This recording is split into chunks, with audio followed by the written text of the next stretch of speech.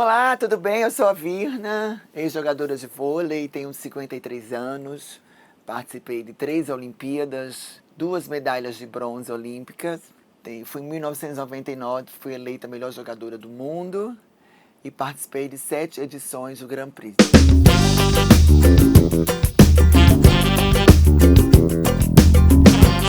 A Virna, jogadora, sempre foi muito impetuosa, teimosa, corajosa.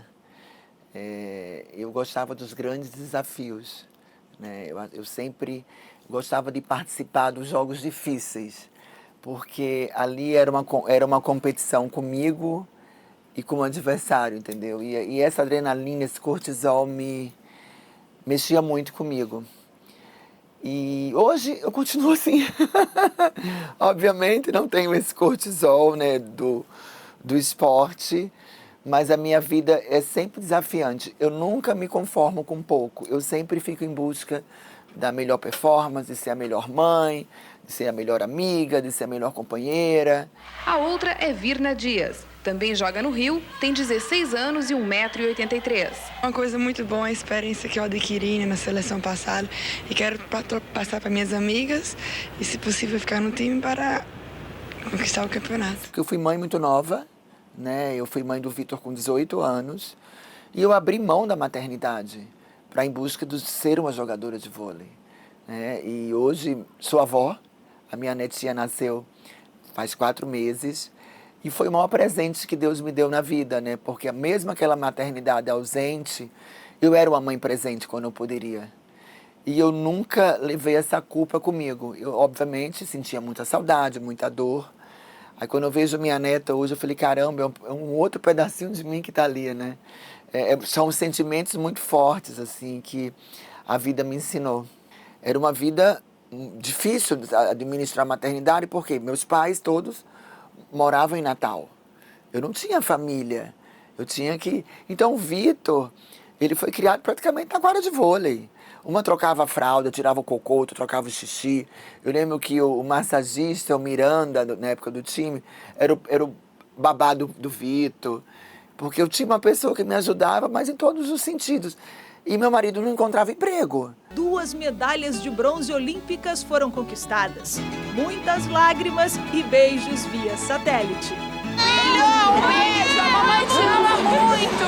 Vitor, um beijo, te amo. Então, assim, eu passei muitas dificuldades. Aí começaram escola e aquela vida de atleta, cada ano você jogando num clube, numa cidade diferente. E o Vitor não criava identidade, porque eu jogava uma temporada em Minas, aí depois você ia para Tietê, aí depois você ia para Sorocaba, depois você ia para Guarujá. Então ele não criava vínculos com amigos, mas era a vida que eu tinha. Então muitas das vezes eu não via o Vitor falando, eu não via o Vitor andando, eu viajava, quando eu voltava, o Vitor estava andando. Reuniões de escola não existia para mim, né? Porque naquela época, quando a seleção brasileira tinha uma demanda muito grande de viagens e a gente ficava muito tempo na Ásia, que não tinha o Grand Prix, se concentrava muito na Ásia por ser os maiores patrocinadores. E eu lembro que nessa viagem a gente ficou em Macau e teve um terremoto. E aí o campeonato foi suspenso. E aí quando voltou a competição, foi mais ameno, mas eu lembro que essas notícias se espalharam no Brasil. As meninas estão lá na China, não sabemos, não temos muita comunicação. Quando a gente volta, eu fui cortada no aeroporto, porque eu não sabia recepcionar. Eu tinha realmente medo. E aí eu fui ao encontro do meu filho. Eu já estava arrasada que eu tinha sido cortada. Quando eu abracei ele virou, tipo assim, quem é essa mulher? Eu não conheço ela. Eu falava, meu Deus do céu. Aí eu fiquei péssima. Ele demorou assim uns 15 minutos para ir no meu colo. Ele não me reconhecia. Ele era pequeno, né? Aí eu lembro que nesse período foi uma das poucas vezes assim na minha carreira que eu pensei em parar de jogar. Para realmente me dedicar à maternidade. Porque eu vi que ele estava sentindo minha falta, né? Até chegar ao ponto de não me reconhecer. Mas aí a minha mãe falou, minha filha, você já lutou tanto para chegar onde você chegou, você vai desistir agora, né? O papai também era uma pessoa muito incentivadora. Lá vem Cuba de novo, vai subir o bloqueio brasileiro, acabou! As cubanas provocam, Ana Moser discute com as cubanas, sempre atitude antidesportiva, provocação, as batidas de rede, o árbitro tem que entrar ali no meio. Então, assim, qualquer lugar que eu ande hoje, até hoje as pessoas conversam. Como é que foi a briga com as cubanas? Assim, então, tem essa memória, ficou muito forte. Porque nós ganhamos de Cuba na chave de 3-0.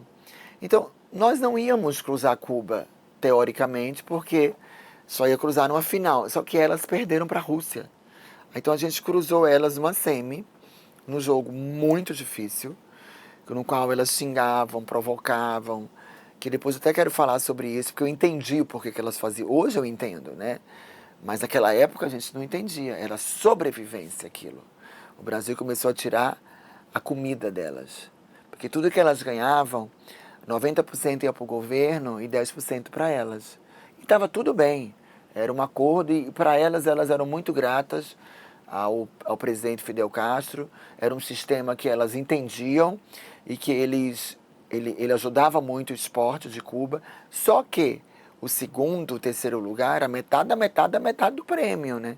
Então aqueles 10% se tornaria um valor mais irrisório. Só que a gente não entendia isso na época. Hoje eu sou amiga da Mireia e ela conversa muito sobre isso. E aí, o que aconteceu? Quando a gente perdeu para Cuba, que teve aquelas brigas no vestiário, foi uma loucura aquilo. Eu não presenciei, porque acabou o jogo, eu fui cumprimentar meu filho, que era pequenininho, o Vitor, e as meninas foram pro vestiário. Quando eu fiquei tentando entrar no vestiário, os seguranças não deixavam. Eu falei, gente, mas eu não estou entendendo. Tá tendo briga e os caras estão aqui fora. Por que o cara não tá ali dentro? Mas eu não entendia, porque eram seguranças homens. E as brigas eram de mulheres. O cara não podia entrar no vestiário. Mas até eu entender tudo... E aí foi horrível, a gente não conseguiu dormir. Eu lembro que a Filó, que eu ficava no quarto com ela, com um galo assim enorme na cabeça, pegaram a muleta da Ilma para bater nas cubanas, batiam na cabeça da Filó, que a Filó era muito grande. Foi uma noite horrorosa, ninguém dormiu. No dia seguinte, nós estávamos indo pegar aqueles trenzinhos ali na vila para pegar o ônibus para a gente ir para o jogo. E eu cruzei o Oscar Schmidt, o Oscar meu conterrâneo. E aí ele chegou e falou assim, eu tava com a Ana Paula, que cara é essa, meninas? Aí eu falei, poxa, Oscar, a gente tomou uma porrada literalmente, né? De bola e da vida real, né? E a Ana Paula, e aquela briga foi com a Ana Paula, naquele dia. Aí ele falou, garotas, levantem a cabeça, eu trocaria todas as medalhas da minha vida por uma medalha olímpica. Vocês não têm noção o que significa a medalha olímpica. Nunca nenhuma mulher na história do esporte brasileiro ganhou a medalha olímpica. Vocês podem ser a primeira. Cara, eu falei, Ana Paula, o Oscar, ele é meu conterrâneo, né? Nascido em Natal. E ele falou meu nome. Assim, eu nem imaginava que o Oscar me conhecesse. Ele já era um mito, né? Tinha que nem Fuzinha, Ana Moser. A gente era mais briguenta, né? Aí tinha a turma da calmaria. Mas a gente... A Fuzinha é pra cima. Fuzinha não engolia sapo, não. Ela me respeita. Filha de putana é você. Era um pau. Mas você sabe que depois... Aí ela me contou tudo, né? Que quando a gente começou a fazer frente a elas começaram a ficar muito preocupadas. Por quê? Não só pelo financeiro, mas que elas queriam ser melhor no Brasil, do que o Brasil. E aí o treinador, o Eugênio, treinava as titulares contra as reservas para uma provocar a outra. Para quando encontrar a gente, fazer. Porque nós somos latinos, né? O sangue corre pela veia. Alguns são mais explosivos, outros são menos, mas tem essa rivalidade, né? Tem essa competitividade. E era uma guerra ali. Era uma guerra, mas eu falo, o nosso voleibol brasileiro deve muito a Cuba. E ali foi uma super escola pra gente. Mas super. Mireia, terrível Mireia, Luiz no ataque. Conquista o primeiro ponto de Cuba. Ela era, posso falar para ela, vamos foda. Ela, a Cabarral e aquela Torres, pensa 3 catimbenta. Ela atacava assim, salta filha de putana. Ela atacava onde ela queria. Ela era uma coisa. E alguém bloquear a Mireia era um fenômeno. Era muito difícil bloquear a Mireia. Porque além dela saltar muito, ela era muito ágil, muito habilidosa. E a gente tinha muita raiva dela.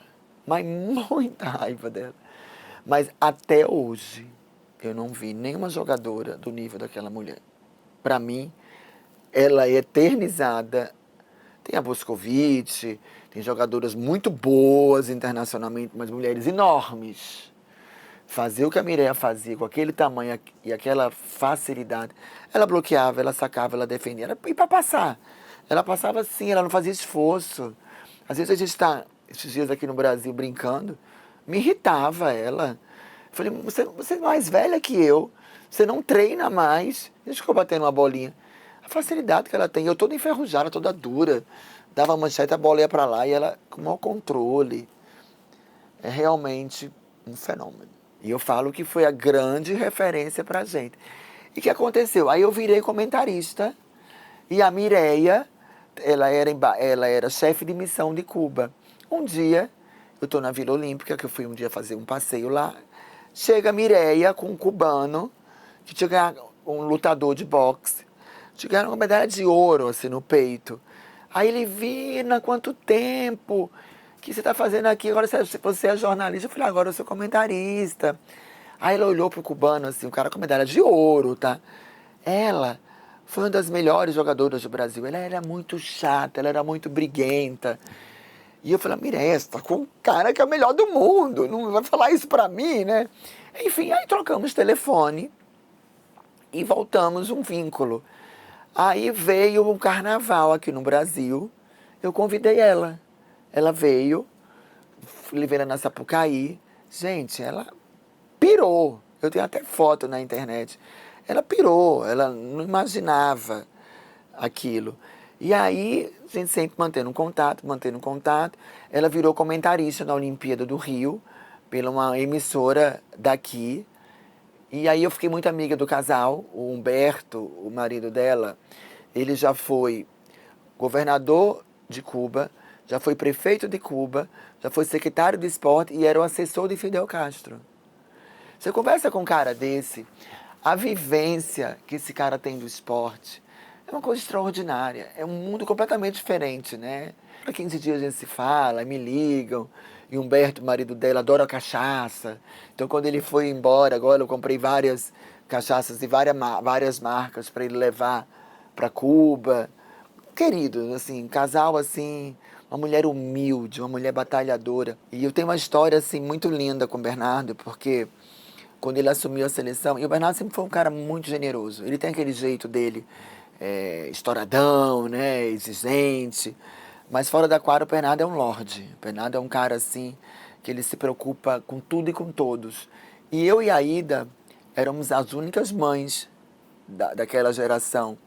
E a filha da Ida já era grande. O Vitor não, o Vitor era catatalzinho, tinha 3 aninhos, 4 aninhos. Então o Bernardo fazia questão que ele ficasse nas concentrações com a gente, né? E muitas das vezes ele faltava até aulinha na escola para ficar aquele período. Eu tenho uma segurança, né, assim, emocional. E aí, nessa geração, né, nesse ano que o Bernardo assumiu, ele falou assim, Virna, o nosso sistema de jogo agora vai mudar, as ponteiras vão começar a recepcionar, porque antigamente eram as centrais que recepcionavam, né? Aí depois as líberos entraram no vôlei, então mudou muito um pouco a tática, né, do jogo. E aí eu falei, mas eu não sei recepcionar, eu tenho medo. Todas as vezes que a bola vem, eu me esquivo. E eu fui cortada de uma seleção porque eu não sabia recepcionar. Ele olhou para mim assim e falou, não existe a palavra medo, existe a palavra trabalho. Nós vamos treinar todos os dias você vai aprender a recepcionar. Aí eu lembro que ele colocava uma biruta, né? Biruta é uma tabela de basquete assim maior, assim, na altura da rede. E ele me desafiou. Aí ele falou, você tem que acertar 10 bolas aqui dentro. Eu olhei pra cara dele e falei, gente, impossível, porque a gente arremessar já é difícil, imagina você recepcionar um saque. Aí uma semana não batia, 2 semanas, 3 semanas, começou a bater no aro, uma outra. Eu falei, Bernardo, vamos negociar. A bola que bate vale 1, a bola que entra vale 2. Ele falou, não, aqui não é basquete, aqui é vôlei. E assim, todos os dias treinando com ele, com 4 meses, essas 10 bolas entraram. Eu falei, tô melhorando, né? E aí eu fiquei entre as 12 jogadoras e nós fomos para a Alemanha, para Bremen. Era um torneio que tinha lá e nós íamos encontrar Cuba, que o ano seguinte já era a Olimpíada de 96. E Cuba era favorito. E aí chegamos lá em Bremen, quem machuca o joelho é a Moza, a capitã da equipe. Aí quem a reserva, Virna, tá com todo mundo olhando pra cara da outra, tipo assim, não vai dar certo, né? Mas substituir a Moza era um nível muito diferente. Eu entrei, né? Eu falei, agora é minha chance, né? Ou eu agarro ou eu agarro. E aí eu joguei razoavelmente bem, fiquei um pouco nervosa, né, na estreia. E quando acabou aquele torneio, eles homenageavam as melhores jogadoras do mundo. E eu ganhei a melhor recepção do mundo. E assim, em 4 meses eu não sabia recepcionar. Então quando eu ganhei aquele prêmio, eu saí correndo, abracei o Bernardo. Eu falei, obrigada por você acreditar que um dia eu poderia aprender a recepcionar. Mas nunca nos meus sonhos eu imaginaria que eu pudesse ser a melhor recepção do mundo nesse torneio. Mão na rede, invasão. Só você acompanha, Virna. Ele é um pouquinho nervoso, mas a gente já sabe lidar com ele. Até hoje somos muito amigos. Assim, e eu era o Cristo dele. Como eu era uma jogadora que eu gostava da pressão, eu gostava de me provocar, eu tinha esse espírito, né, meio agressivo, aguerrido. E muitas das vezes, vou dar um exemplo, a Leila, por exemplo. A Leila é uma jogadora que eu não gostava de tomar esporro dele. Ela ficava de bico, ficava puta. Então ele dava em mim para eu chegar nela. Então ele era um cara muito estratégico.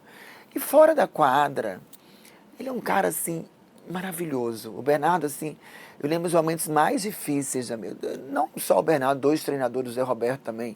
Foram 2 momentos muito difíceis da minha vida, quando eu tive a minha separação do primeiro marido.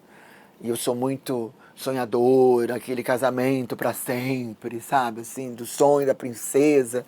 E meu mundo desmoronou. E ele foi um cara, assim, sensacional. Eu lembro que a gente se reapresentava sempre aos domingos. Ele chegava mais cedo na concentração, me chamava, eu descia para o restaurante do hotel para a gente bater papo, para saber como é que tinha sido o meu final de semana, com meu filho, separado, se está precisando de alguma coisa. Então é um cara muito humano, muito assim, é um cara... O Bernardo é aquele que a gente ia embarcar, ele fazia o check-in de todas as jogadoras. Ele abria a porta do carro pra gente. Então, assim, é um cara realmente diferenciado. Só que ali na quadra ele é um carrasco, né? Ele é realmente aquele jeito exigente. E eu era escolhido, o Radamés Latari que fala, né? Vinoca, você era o Cristo dele. Todo o esporro vinha pra mim. Às vezes eu não tinha nada a ver com a história. Perna! Eu era o nome mais doce na boca dele. Eu lembro que uma vez a gente estava no Japão e eu tinha errado já 8 saques. E a gente estava 45 dias fora de casa, desesperados, aquela saudade assim, louca. Aí ele falou, a próxima vez que você errar mais um saque, eu lhe mando pro Brasil. Aí eu me ajoelhei, tipo assim, vou errar mesmo, que eu quero ir embora. Mas eu tomei um esporro do Bernardo, e o pior é que eu errei, mas não errei de propósito, eu errei mesmo. Gente, a gente começou a rir. Ele ficou louco, que falta de respeito, não sei o quê. Hoje o Bernardo é muito mais tranquilo. Naquela época ele era muito mais estourado. A Vila Olímpica é um sonho. A Vila Olímpica você chega, você se depara com 10 mil atletas do mundo inteiro. Os atletas mais sarados, mais lindos, mais saudáveis do mundo. É um cortisol da porra, né? E as brasileiras, elas fazem muito sucesso. Né? Eu acho que pela nossa sensualidade, de repente, os uniformes é diferente. Na nossa época, mais ainda, que a gente usava sunga, né? Então tinha a sunga das chinesas era aquelas melita, a da gente era aquela um pequenininho, né? E a nossa cultura, né? Mas tem de tudo, assim. Eu falo que tem atletas que vão para competir, tem atletas que vão para brincadeira. Por quê? Os que vão para brincadeira que sabem que não vai ganhar medalha. Agora, se você avaliar, você vê os norte-americanos, os chineses, eles andam completamente focados. Aqueles fones do ouvido, parece aqueles cabrechos de cavalo, sabe? Que você põe aqui. Eles não olham para o lado. Eles são altamente disciplinados. E tem outros países que é oba-oba. E é uma loucura. Vou te falar que a gente tinha uma regra, né? Eu tive a infelicidade, porque assim, graças a Deus eu era casada, mas foi infelicidade, porque era muito homem bonito. E as meninas, no finalzinho, dá umas pegadinhas.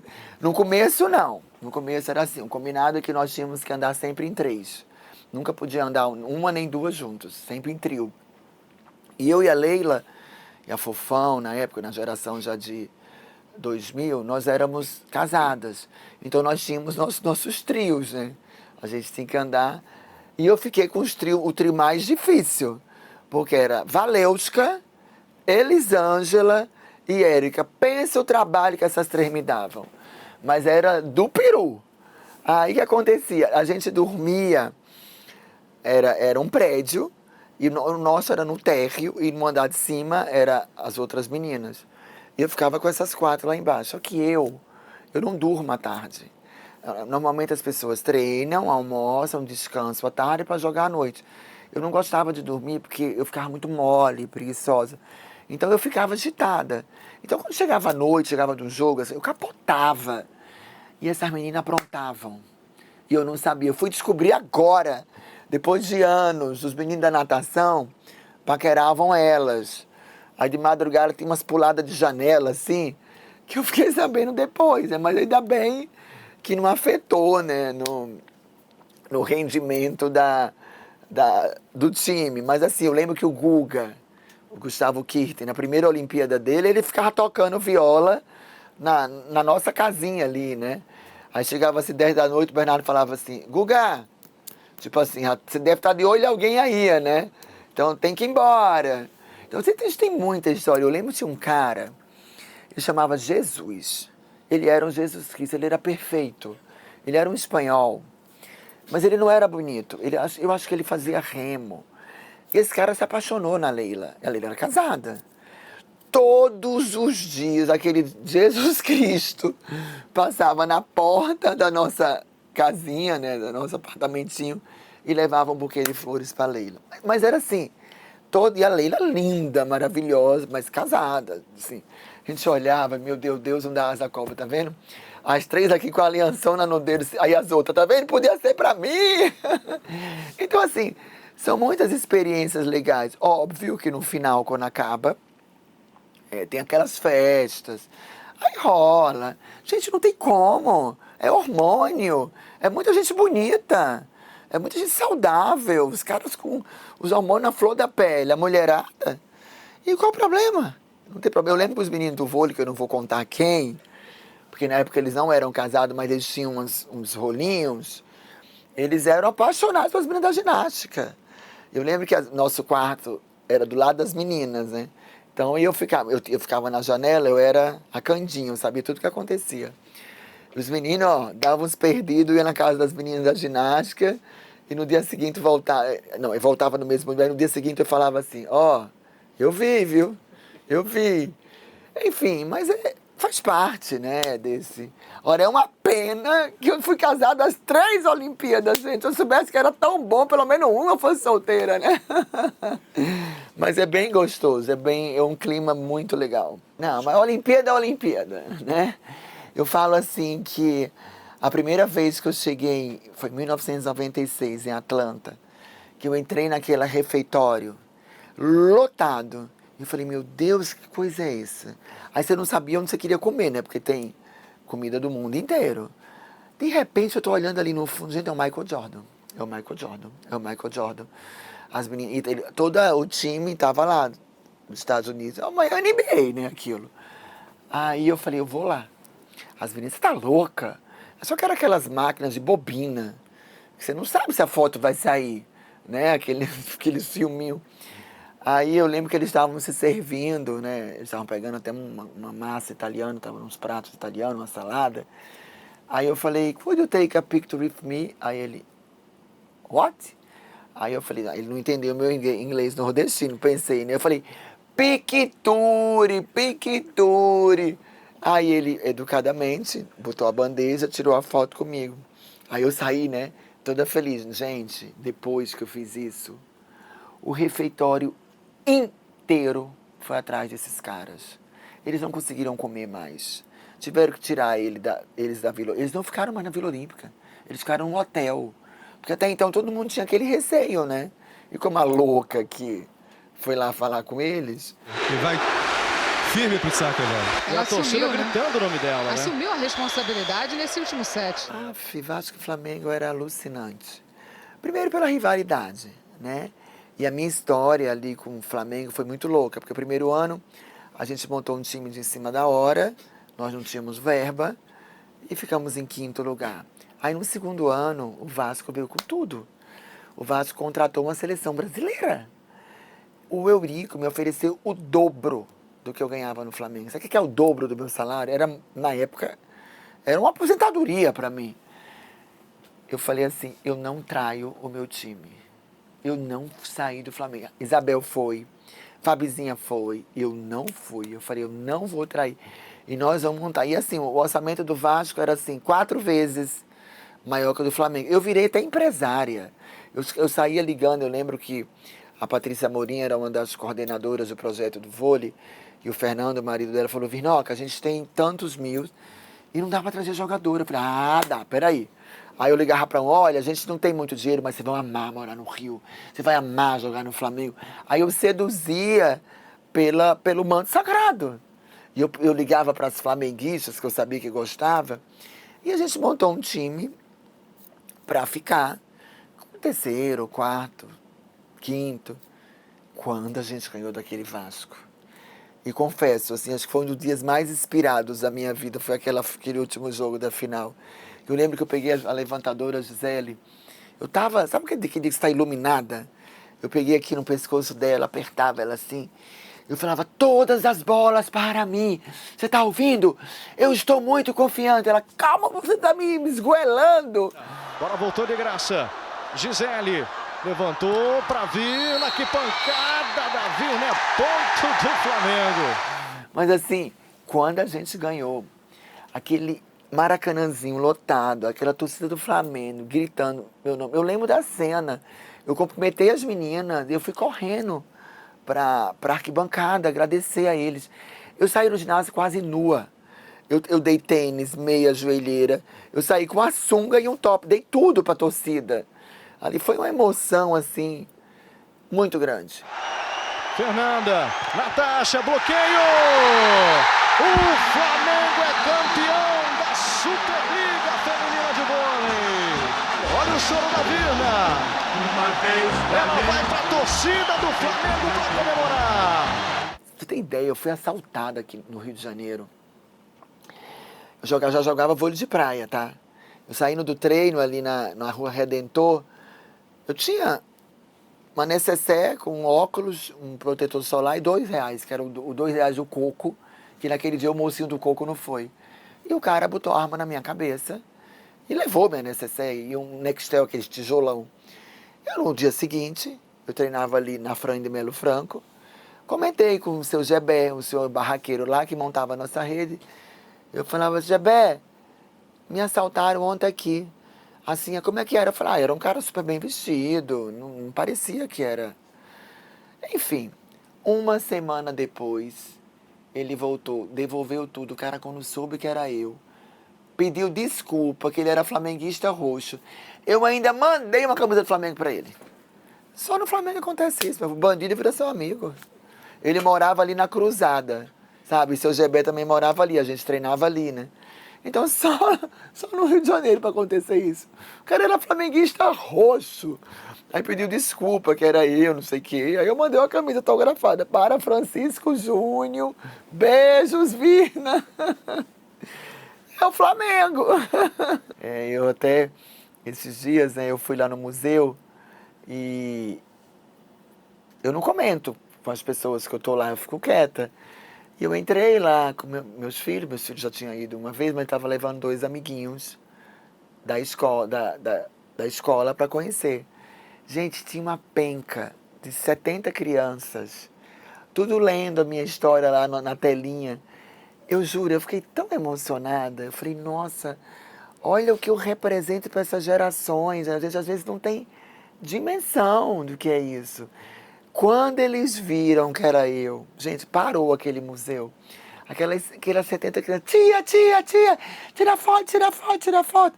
Aí você vê seus filhos, eu falei, meu Deus, eu deixei um legado, porque eles ficaram muito orgulhosos. Porque eles não me viram jogar, só o meu mais velho, o de 33 hoje, né? Mas Pedro e Maria não vivenciaram isso. Então eles ficaram tão orgulhosos de saber que a mãe dele está ali no museu, que a mãe dele foi a número 10, e que aquelas crianças ali estavam lendo a história da mãe. Então, assim, são esses legados que o esporte deixa, que é muito legal.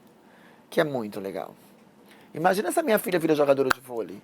Acho que eu tenho um treco. Bloqueios 18 do Brasil. Faltam 2, falta 1, mais um bloqueio. É match point. Valesquinha não definiu, é set point russa. A Rússia erra. Não erra, não. Houve um desvio no bloqueio. Sokolova fecha o quarto set. Brasil teve o jogo nas mãos. E aquela Olimpíada, assim, a gente entrou nela com convicção que nós éramos as melhores. Assim, isso era fato. Não tinha nenhuma geração ali que era melhor que o Brasil. As outras não. As outras nós sabíamos que a gente ia lutar por um terceiro lugar, já era show. E aquele jogo da Rússia foi muito louco, porque quando aconteceu o 24-19, que deu aquele barata voa, que ninguém virava a bola, o Zé pediu um tempo. Mas sabe quando você percebe que todo mundo, ninguém ouviu ele? Você estava tão desbaratinado que cada um quis resolver por sua conta própria. Não teve uma estratégia. Eu mesmo, né, eu estava ali na saída e eu fui atacar uma bola, que eu fazia isso com muita facilidade. Bater para a bola sair. Só que a bola bateu no meu ombro, ela ia sair para fora e bateu no meu ombro. E eu, como uma das jogadoras experientes ali daquele grupo, eu levei aquela culpa para mim para sempre. Eu não consigo assistir aquele 24-19. Esses dias eu fiz até um documentário pro Fantástico, mas a hora que eles estavam passando, eu confesso que eu desviei assim o olhar, porque aquilo ali me dói. Aquela Olimpíada eu não consigo admitir a gente ter perdido. E aí eu acho assim, depois analisando, a gente não conseguiu pensar como grupo, a gente foi cada um querendo resolver sozinho, né? E o esporte coletivo não é assim. E emocionalmente, algumas foram se perdendo, né? Perdendo equilíbrio. Por isso que eu falo dessa frase, o esporte é uma arte que não engana. É muito louco explicar, porque você, não, errou uma, não, mas tem a outra ainda, né? Não, mas tem a outra. Não, mas 24 a gente vai fazer 26-24. E quando você vê, você saiu pelas suas mãos. E aquilo ali, aquele set detonou a nossa equipe. A gente foi para outro set, mas já você vê que já não estava mais aquele... Todo mundo, vamos, mas vamos para onde? Tem que ter uma linha, né? E você vê que você olhava no olho de uma, aquele olhar perdido, sabe? Aquele olhar... Você não estava mais focada, você estava desesperada. Você queria fazer o seu melhor, mas você não conseguia mais raciocinar, você não conseguia mais ter a performance que você queria ter. E aí o emocional vem, né? E não é só das mulheres, os homens também, existem essas oscilações, né? E é muito frustrante, é muito frustrante. Rapaz, eu vou lhe falar, foi uma das maiores dores da minha vida. Eu não consigo assistir esse jogo. Assim, é algo muito frustrante, porque eu sabia que nós éramos as melhores. Que se a gente não fosse, que nem o Bernardo sempre falou uma frase que eu levo para minha vida. Ele fala assim, a gente pode até perder uma partida, mas treinar, se preparar, mais que a gente, ninguém vai. A gente vai chegar numa competição com a convicção que a gente fez o nosso melhor. Agora, se o adversário for melhor, parabéns. Mas a gente não, a gente se preparou ali. E nós éramos as melhores. E a gente deixou elas serem as melhores, sabe? Então aquilo ali é muito frustrante. É muito, muito. É louco isso, né? É inexplicável. Era um luto. Ninguém falava nada, uma chorava muito, a outra ficou muda, a outra virava a cara. Foi uma cena muito, muito ruim. Muito, muito triste, sabe assim? Cada um tinha uma reação. Eu só chorava. O Zé elogiando, agradecendo o grupo, né? Que a gente tentou fazer nosso melhor, mas nos frustramos. Mas era assim, era uma coisa altamente fúnebre, assim, muito, muito inacreditável, sabe assim? Eu não dormia, não comia. É louco, né? Porque você precisava se... Tanto que a gente depois, a gente perdeu pelo emocional, porque a gente poderia ter ganho uma medalha ali, o 3º lugar. Né? A gente perdeu a disputa do ouro, mas ali a gente perdeu porque estava mal de cabeça. Eu não dormia, não comia. E olha que eu sou forte para mim, me reinventar, mas aquilo ali para mim foi muito difícil. Até hoje eu não assisto aquele jogo. Eu não assisto, até posso chegar no 24 eu desligo a TV. É algo que meu Deus, uma bola, né? É louco demais. Eu acho que cobraram muito da Mari. A Mari é uma jogadora, era muito inexperiente. Estava arrebentando. É que nem a gente ficou questionando. Se eu fosse levantadora, eu levantaria para ela. Porque eu estava virando tudo. Né? E eu acho que crucificaram muito ela. Ela não merecia aquela cobrança árdua. E sim a gente, as mais velhas, né? A gente tinha essa responsabilidade, mas ela estava levando o time nas costas, ela fez 30 pontos, 31 pontos, né? Enfim. Mas é normal, né? O brasileiro é assim. Quando ganhou, você é melhor. Quando você perde, te acaba, né? Ainda mais que naquela época não existia esses cancelamentos nesse mundo virtual que tem hoje. Mas se fosse hoje isso, a coitada não ia andar na rua, né? Ainda bem que não existia, né? É duro essas derrotas. Tanto que eu tinha, depois da Olimpíada, o maior contrato da história do voleibol feminino no mundo. Eu fui jogar na Itália. Eu cheguei na Itália, eu me machuquei. A minha cabeça estava tão mal, eu não queria estar lá. Eu fiquei mal, tipo uma deprê mesmo, assim. A sensação que eu tinha era como se eu tivesse perdido um ente querido, uma coisa muito profunda, a minha dor. E eu fiquei 4 meses tentando me recuperar dessa lesão no joelho. Eu não conseguia. Cabeça, por isso que eu falo, a cabeça é o centro do nosso equilíbrio. Quando você não está bem com você adoece, você vai aparecendo doenças graves. E aquela minha lesão ficou muito claro que foi por causa da minha cabeça. E eu tinha mais 1 ano de contrato na Itália, e foi quando eu pedi para rescindir, porque eu precisava voltar para o Brasil, mesmo por metade do dinheiro, mas eu precisava me reconectar com meus valores, com minha família. E eu fiquei longe do meu filho já estava adolescente na época, já estava quase terminando o 2º grau. Quando eu me lesionei, era a minha cabeça que não estava boa. Que eu acho, né? Porque a gente, naquela época, não tinha tal de burnout, ninguém nem sabia o que era um burnout. Eu acho que eu tive um burnout pós, né? Não eu, como várias companheiras, mas não tinha esse diagnóstico, né? Eu fui no fundo do poço. Então, assim, o esporte, né, me deu muita resiliência, muita força. Então, até essas dificuldades que eu encontrava nos treinamentos, a ausência do filho, eu fui criando resiliência mesmo, né, de lutar. Porque, assim, eu nordestina, eu saí de uma cidade que a gente jogava na quadra de cimento. A gente usava tênis conga, a gente usava aquelas joelheiras rasgadas. Quando eu cheguei numa seleção brasileira, com 14 anos, infanto, as meninas todas uniformizadas. Eu era aquela nordestina bichinha, porque hoje a gente fala bullying, naquela época não tinha isso.